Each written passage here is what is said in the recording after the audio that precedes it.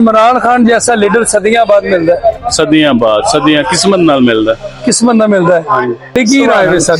भाई देखो बिल्कुल एक इंसान बीमार है तो इंसान ही है ना, जो भी उन्होंने मुखालफत है साड़ी मुखालफत है, लेकिन इंसान इंसानियत ਦੇ ਨਾਤੇ ਉਹਨਾਂ ਦਾ ਇਲਾਜ ਨਹੀਂ ਇਮਰਾਨ ਖਾਨ ਦੇ ਇਲਾਜ ਨੂੰ, ਉਹਨਾਂ ਦੀ ਸਿਹਤਯਾਬੀ ਨੂੰ ਇਹ ਸਿਆਸਤ ਦੀ ਨਜ਼ਰ ਵੇਖਣਾ ਚਾਹੀਦਾ ਹੈ ਜਾਂ ਇਨਸਾਨੀਅਤ ਦੀ ਨਜ਼ਰ?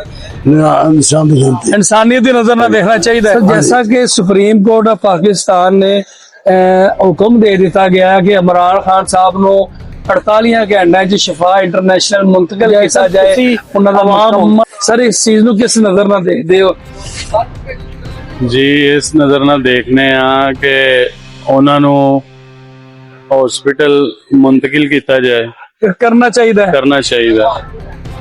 तौर पे इमरान खान साहब का इलाज कराना चाहिए, इलाज कराना चाहिए क्योंकि इंसानियत के तौर पे वो बीमार आदमी का इलाज होना चाहिए। तंदुरुस्ती नेमत है, फौरी तौर पर इलाज किया जाए। हाँ किया जाना चाहिए, क्यों नहीं करना चाहिए? इंसानी धरती रह ही नहीं गई।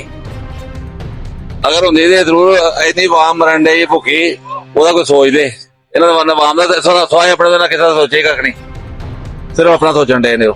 इंसानी धरती खत्म होने देता।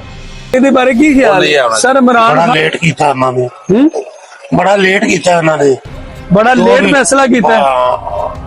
इधर ट्राफे देखो केरा स्टिकर लगा है उधर, ठीक है पीटीआई ਦਾ अंदर लोड़ ही कोई नहीं है, जो हो रहा है सबको पता, सर आवाम को पता है, हर चीज का पता है। इन्होंने कब बंद की वगरी गल पता इन्होंने भी सारा है की खेडी जा रही। क्या तुम समझते हो कि इमरान खान वोट दे जोर ते हारिया? इलेक्शन दे वोट घट ना हारिया या जितया गया? किवें की होया? काफिया रिक्शा चलाई था। हाँ जी, हाँ जी। इलेक्शन वाले दिन रात नूं फिरने पे पूरे अपने शहर दे विच सारा नजर आ रहा है कि जेरे दफ्तर वज गए, नून लीग दे जेरे चमकदे पे 1 महीने तो सोग पिया सी उन्होंने दफ्तरां दे विच रात नूं 8 बजे। मैं शहरों चक्कर ला के आया, हर पासे अंधेरा कुप घेर, टीवी दे अगे बैठे 3 बजे,